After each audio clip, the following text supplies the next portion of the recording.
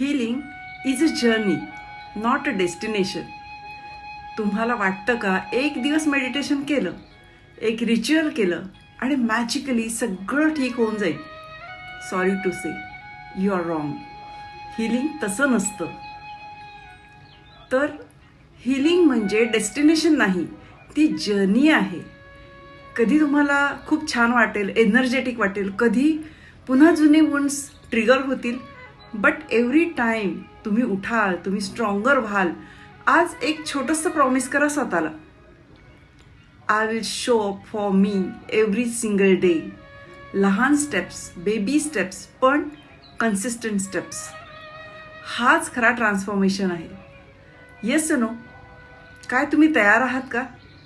जर तुम्ही तुमच्या हिलिंग जर्नीला कमिट करायला तयार असाल, कमेंट्समध्ये लिहा, I choose the journey. Stay tune, कारण पुढे आपण इमोशनल वेलबिंगची सिरीज सुरू करणार आहोत.